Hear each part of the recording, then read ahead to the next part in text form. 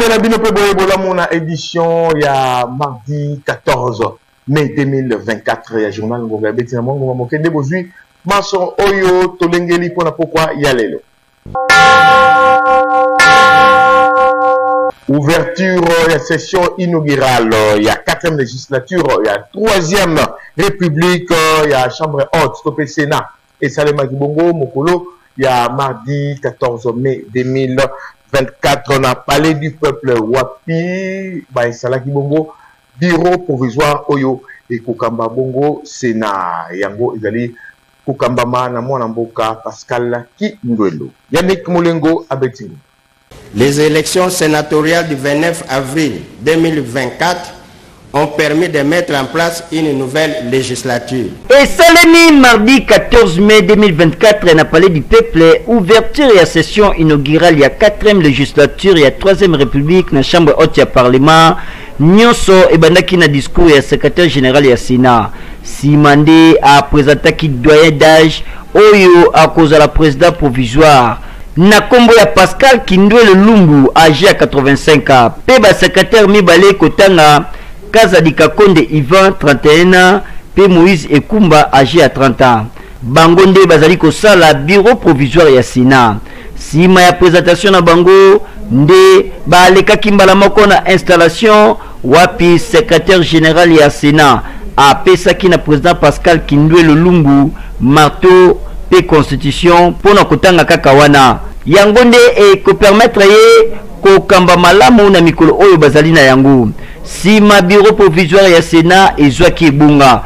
Pe président Pascal Kindwelo a salaki discours wapi atalisaki mosala oyo bakosala kotanga validation ya ba mandat, élaboration ya règlement intérieur, pe organisation ya élection ya bureau définitif. Boyo Kangonga. Honorables sénateurs et estimés collègues, en ce moment solennel où l'honneur me choix d'assumer les fonctions du président du bureau provisoire du Sénat, qu'il me soit permis de reconnaître d'abord la main du Très-Haut, l'Éternel notre Dieu. En cette circonstance, tant pour moi-même que pour nos deux élus les moins âgés, appelés à m'assister dans l'accomplissement de la mission nous assignée par la Constitution. J'ai saisi l'occasion, au nom du bureau provisoire, de rendre un vibrant hommage au chef de l'État, Félix-Antoine Tshisekedi Tshilombo, pour sa vision éclairée de la bonne marche des institutions de la République. Je tiens également à féliciter chacune et chacun de vous individuellement pour son élection comme sénateur, élu des élus, dignes représentants des provinces. Par ailleurs, je salue les personnalités congolaises qui m'ont précédé comme président du Sénat ou du bureau provisoire. Honorables sénateurs, nous voici en première session extraordinaire de notre législature. L'article 114 de la Constitution énumère 4 points constituant l'ordre du jour de cette session extraordinaire. Le premier point, à savoir l'installation du bureau provisoire, vient de s'accomplir. La suite de nos travaux portera le point restant à savoir 1. La validation du pouvoir. 2. L'élaboration et l'adoption du règlement intérieur du Sénat. 3. Élection de l'installation du bureau définitif du Sénat. À cet égard, je voudrais souligner que je crois aux qualités, en l'expertise et en la disponibilité de chacun de nous. Ngonga Ibeti. Tokiti na chambre basse pour la Sabino et Kolanisama na élection ya bureau définitif ya Assemblée nationale de Mwanamboka Vital Kamere au Azali Bongo candidat unique ya Union Sacrée na poste ya président ya chambre basse ye akindaki côté ya candidature na ye mokolo ya lundi 13 mai 2024 na salle de banquet ya palais du peuple. Voilà. ezali étape ya yambo ya processus oyo ekosuka tina élection ya président ya bureau définitif ya Assemblée nationale le 18 mai 2024. Bongo na ngambo ya Union Sacrée de la Nation, plateforme monene ya tata mokonzi Félix Antoine Tshisekedi Tshilombo nde mwana mboka Vital Kamerhe aponamaki lokola candidat unique na poste oyo sima ya élection primaire oyo esalemaki entre ba députés nationaux ya Union Sacrée. Bongo mokolo ya lundi 13 mai 2024 nde président national ya UNC Vital Kamerhe akendaki bongo ko déposer candidature na ye na salle de banquet ya Palais du Peuple. Sima na ye kosala ba formalité nyonso oyo esengelaki Vital Kamerhe atalisaki na bapandisango mokumba monene oyo ezali kozela ye soki lobi aponami lokola président ya chambre basse pe atalisi ete akosala nyonso po ete Assemblée nationale est comme un véritable temple de la démocratie. Nous avons beaucoup de défis qui nous attendent.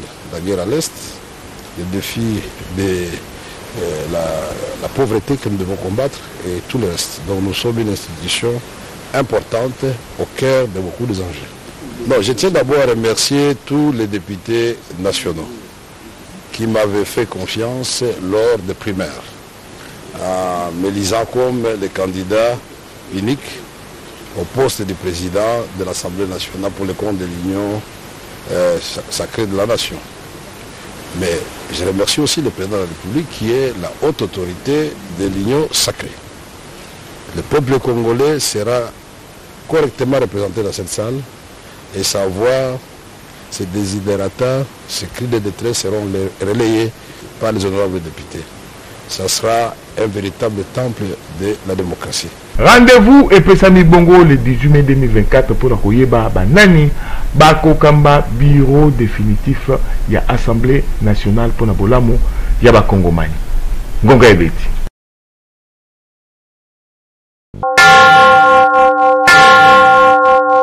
Nanga Bonaye, président, il y a législature passée, il y a Assemblée nationale, puis président, il y a bureau provisoire, il y a Assemblée nationale, il y a législature, Oyo Mwanamboka, Christophe Mboto Kodekwanga, il y a Kendaki Kotika, candidature, il y a poste, il y a deuxième vice-président, il y a bureau définitif, il y a Assemblée nationale, il y a Ngopezaki Mokolo, il y a lundi 13 mai 2024, Kakakuna, la Palais du Peuple. Voilà.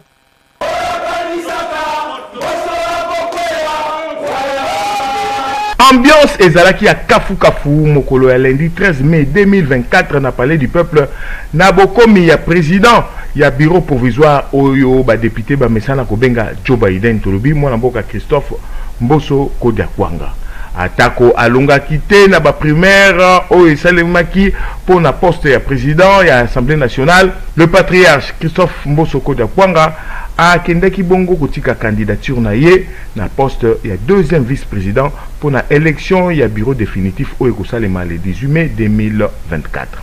Avec 32 députés na cartel na ye, Christophe Mboso Kodiakwanga azalaki accompagné na etuluku ya ba députés nationaux pe na basali ya administration ya Assemblée nationale.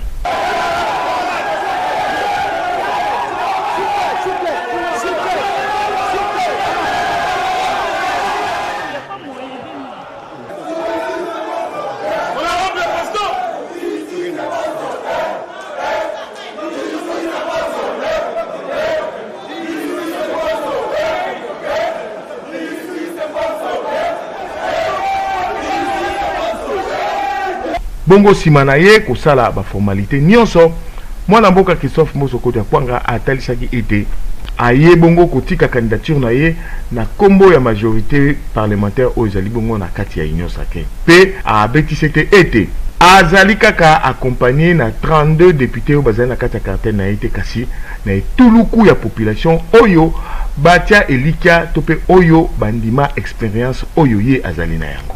Esengeli koyeba ete na poste ya deuxième vice-président oyo mwana mboka Antipas Mbusa na Mwisi pe ayaki bongo ko déposer candidature na ye. Le 18 mai 2024 ekozala bongo duel moko ya kosakana te. Ngonga Ebeti.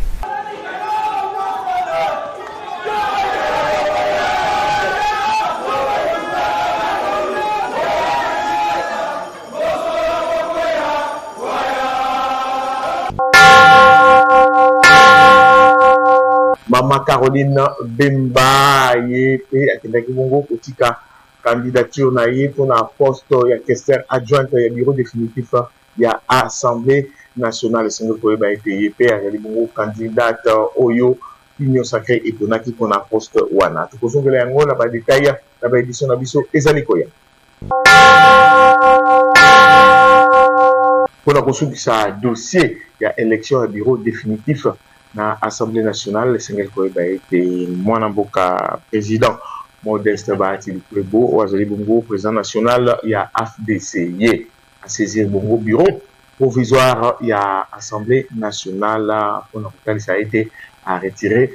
Candidature, il y a Mwanamboka Serge Bahati Ouazali Bongo, Mwananaye, na poste, il y a questeur, il y a bureau définitif, il y a Assemblée nationale. P a remplacé la candidature il y a Mwanamboka Chimène Poli Lunda Oyo Azali Bongo porte-parole na ye tokozongola yango na ba édition na biso na oyo tali bongo sorti ya gouvernement Sengel Koyeba été secrétaire général il y a UDPS membre ya présidium il y a Union Sacrée et sénateur Mwanamboka Augustin Kabuya ye azali bongo kobetsa ngonga awa kuna kotalisa na bayimboka tina nini bobimi ya gouvernement ezali bongo koumela pona kotalisa ete ezali mauvaise foi kasi ezali par rapport à la réalité politique ya Congo démocratique voilà na miko RND. Cour constitutionnelle valide son élection et pendant cette période il y a la période des requêtes, la période des contestataires. Il y a des gens qui disent le président était mal élu, le président était bien élu, ainsi de suite. Pendant cette période, ce sont les jours qui passent. Quand nous quittons l'étape du président de la République, il y a l'étape des députés nationaux. L'étape des députés nationaux, au niveau de la Cour constitutionnelle, ils doivent aussi attendre la confirmation des listes définitives. Il y a l'étape de l'informateur. L'informateur ne peut pas identifier la majorité là où la Cour constitutionnelle n'a pas encore validé la liste définitive des députés. Tout ça, ça prend du temps. Et vous allez comprendre que ça ne dépend pas ni du président de la République, ni du Premier ministre. Pour qu'on nomme le Premier ministre, on doit tenir compte de tous ces paramètres-là. Mais malheureusement, on veut faire croire à notre peuple que nous sommes dans un contexte normal. On va vous prendre des exemples du Sénégal, du Côte d'Ivoire, de certains pays qui n'ont rien à voir avec la réalité de notre constitution. Maintenant, quand la population pose des questions, pourquoi ça traîne? Puisqu'il y a certaines dispositions constitutionnelles qu'on ne peut pas violer. Comprenez un peu, le président de la République est le garant de la nation et du bon fonctionnement des institutions. Il est là pour protéger la constitution. Mais au lieu de dire tout ce que je viens de dire ici à la population, vous ne le dites pas. Vous faites croire à la population que non, la situation est normale, ce sont les acteurs politiques qui traînent le pied pour ne pas mettre tout en place. C'est pourquoi j'ai dit, vous avez bien fait de me vous expliquer. Il a dit quoi? Vous, tel que vous êtes, comme vous faites partie de la presse, je me suis exprimé devant vous. C'est à vous maintenant de voir ce qu'on peut faire pour résoudre tous ces problèmes. Je ne veux pas qu'en sortant d'ici, non, le secrétaire général de l'UDPS nous a dit qu'il faut qu'on révise la Constitution. Je n'ai pas dit ça. Je vous ai présenté certaines questions sur le défi de Kinshasa. Je suis sénateur, mon mandat est national. Ok? Voilà. Na basango ya parti politique tokei na mouvement de libération du Congo parti cher ya Mwanamboka Jean-Pierre Bemba Gombo pona kotalisa minorité délégation moko kouta na province ya Kasai mingi pizza na territoire ya Mweka ya Kibongo ko sala bongo adhésion nango na parti ya Mwanamboka Jean-Pierre Bemba Gombo mokolo ya mardi 14 mai 2024 na siège national ya parti aux hommes bongo na commune ya Gombe na Beniko kuna Bayambamaki et Paya, secrétaire national en charge de l'implantation et recrutement, Mwanamboka André Chimanga. Voilà. Mardi 14 mai, au Milou, les Salemaki na siège à partir à Monamboka Jean-Pierre Bembo Gombo, Mouvement Libération du Congo, MLC, Zouama, na venu du port, na commune ya Gombe, wapi délégation Moko Kouta, na territoire ya Mweka, na province ya Kasai, Bayaki Kosadure, na Mouvement Libération du Congo, Milulu et Kambamaki, na secrétaire national en charge de l'implantation et recrutement, André Chimanga, na Désiré Mbozi, secrétaire national en charge de mobilisation et formation, Simaël Sambo, secrétaire national en charge de recrutement André Chimanga Azoki Maloba pour na kotali satina ya Milulu Oezaki adhésion ya bayi territoire ya Mweka na kati ya MLC asalaki pe sous présentation ya badera pe mbaramoko ba fiche adhésion et Salemaki na simalango Jean Désiré Mbozi secrétaire national en charge ya mobilisation et formation abetaki lisolo ya MLC na kopesa historique nango boyoka ndenge ngonga ebetamaki ezali bandeko ebele bakoti na MLC batasika bakoti na MLC tina wana lokola secrétaire national André Chimanga watali makambo ya recrutement pe implantation mingi ezalaki bato ya territoire ya Mweka bango bato bayaki ebele na baninga misusu ya ba territoire misusu moko na moko bazana kisasa bayaki po bakuka kozwa bongo mwa mateya lokola nazali tapesaka mateya na kati ya Lingomba na yaki na ntina na yango koyekola kozwa mateya na natali militantisme militant ye nani ntina liso tozalaki na yango lelo yango wana bongo tosoloi na bango pe tomoni te ya solo parti politique etambolaka nde na formation soki formation ezali te bokozala bamilitant oyo basengeli te. Le MLC, il y a de la place pour tout Congolais et prix de paix, pour tout Congolais qui veut des changements. Bazali na possibilité de la reçu na MLC et l'autre sagle le angwana. Population Baotaki dans le territoire de Mweka, dans quelques personnes bazali intéressées sur place en Kassa. D'autres bazaki rencontrent les locaux côté Babango officiellement, to officialiser adhésion à Bango na MLC. Bazaki na profession na biso secrétaire national chargé à idéologie. Ndengni ni amanyoli historique ya MLC. Après c'est pas MLC outil, n'a pas MLC commis, MLC lingini lobby. À lobby encore. Et puis bazaki très séduit, très flatté na enseignement wana. Et donc biso to sana majité, to sana solo kate, to sana idéologie, to sana maloba. Ya côté bato pe bato ba na kati MLC. Voilà bato bazaki ba comprendre et ils sont avec nous. Et nous sommes très heureux par rapport à cela. Ngonga et Betty. Viva MLC, viva, viva, viva, viva, Jean-Pierre Bemba, président.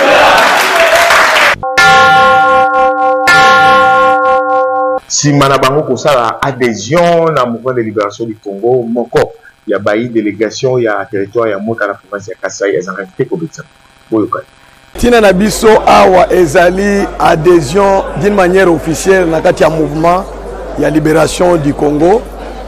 Parti oyo apesaki biso mbela po tocha mutu na élection oyo esalamaki ya 20 décembre 2023 na circonscription ya Mweka. Comme boyebi tozaki nazaki aligné dans l'APA na parti moko mosaïque ya MLC.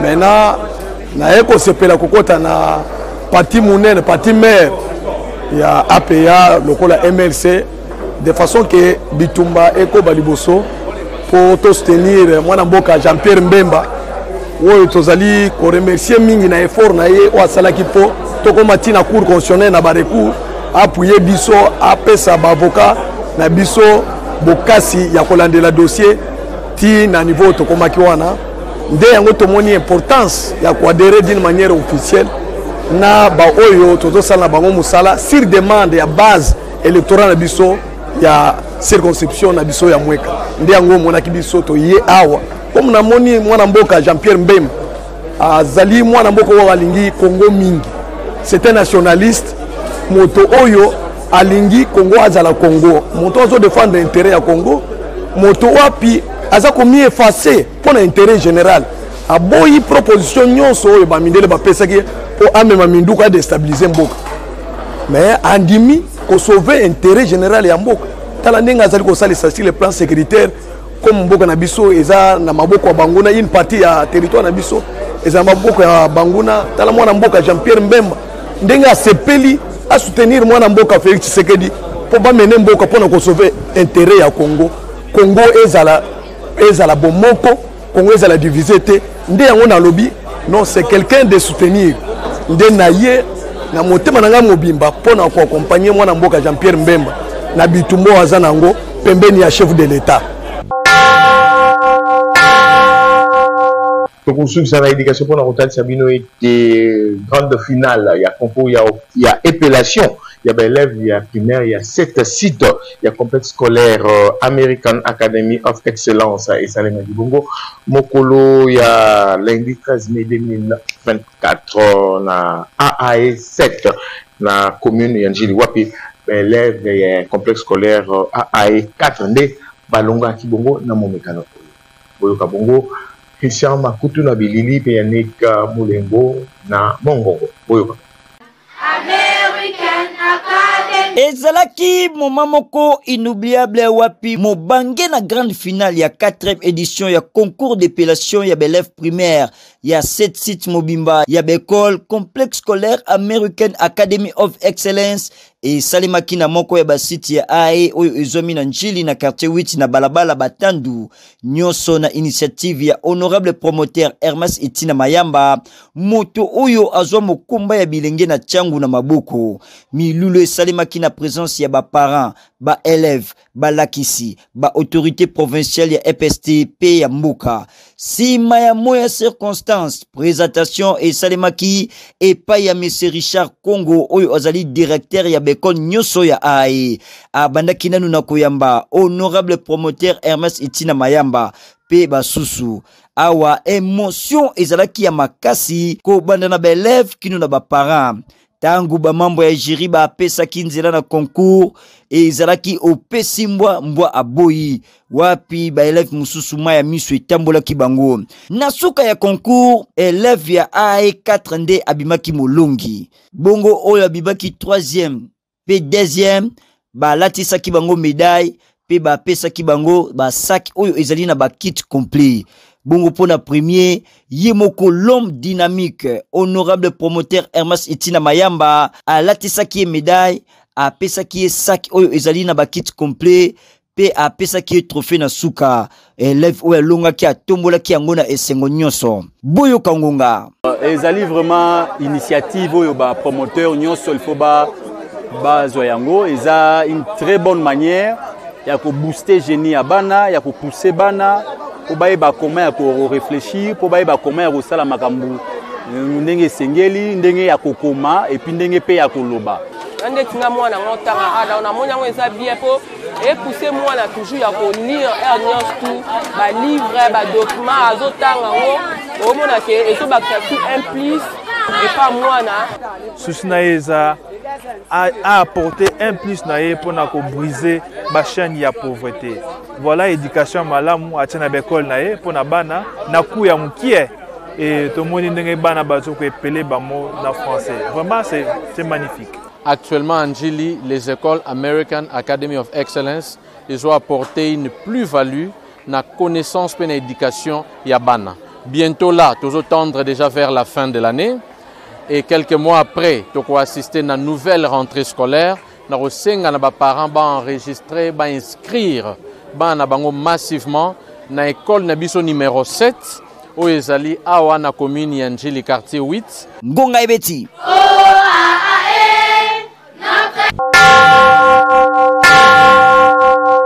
Moi, si nanga, to boti na to bane robota, libota liboso na 2000 juste. Bana ma passe. To boti ma passe de 3 fois, 4 fois, baye basi balé mo bali moko. Alors to na plutôt ba chinois na Njili na commune na Njili, na quartier 7. Na moni ke na minute bana ba komi belé 9, ba komi belé moyen na zo charge na bango za passe. Donc bon na zali na maboko, eza kosila ba miliki wa kusamba ordonnance. Ya moni ke na koka soutenir na CNG lisungi et ya gouvernement ba zo makambo. Mama Denis, Fati Beton. Mama Mida. Na biki bandé na bino bangwana. Boya ozo charge pour na makama bana na baboko kama bien po alana kina mwana ndako eza passe pour nanga. Na ko boko la bangote. Bonga za chauffeur. Mais na chauffeur personnel na minute. Donc salaire na zwa gana ko zo charge ba petro ya bana na baboko babota misika. Eza passe. na sinasenga aide ya esunganga pona bana baza na hôpital deuxième semaine pour essayer yango na meka kotambola kena na bourgmestre Njili na tikaki lettre mais na moni kaka bazo déclarer bazo kende na bango moi bazo makamona chaque boye eza ma passe nyaki hôtel de ville ndenge moko na moni kana ndenge boyeba boya na Njili po a bientôt kami de robima na hôpital so na hôpital eza passe mingi ponanga ka moi boya na hôpital quartier c'est na ba chinois na Njili na commune Njili oui na mizo na pédiatrie bo balonga wana maternité eza na pédiatrie bon le basuka na eza boye président Fati Beton na bige moko na moko na mabali ndoyi na yo yani bali baza basi mama Denis ndoyi na baza na kati wana moko mama Amida iyo boza na kati ya ndoyi moko baza na kati wana boya botela bandoyi na bino bakanga mate bakonda te babela pete boko va na hôpital ko wumeleza passe kamwe comme baza na bonne santé bazonga na ndako adresse na ngai za vient de l'école numéro 51 quartier 9 Njili numéro pareil na ngai za 090 333 65 88. On est dans une édition il y a mardi 14 mai 2024. Merci Keibo na Juvex Makingo assuré que la caméra montage Simba Maki na mwana mboka Alabama Tisema PRG final assuré na mwana mboka Soulé Boyo de juillet 60 sous ya ngombe beti pona mokolo ya lobi. Boboto o mabotana.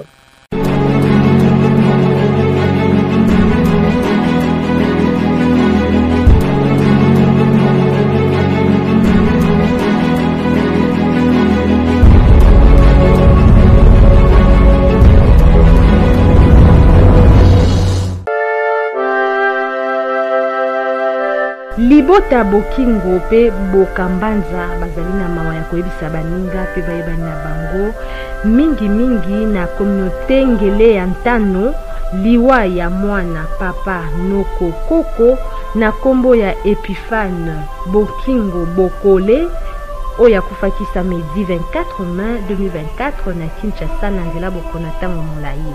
Programme ya matanga esalemi boye mercredi 15 mai 2024 devait monter ko salema na salle la Bourdonnière au ezoni bongo na commune ya Lemba na bangonga ya 20h. Référence ezali bongo en face ya monument ya Igota Nzambi. Jeudi 16 mai 2024 nde bakobimisa nzota mowei na morgue ya hôpital ya bachinois au ezoni bongo na quartier 7 na commune ya Njili pe kokende kokundama na cimetière ya Kinkole.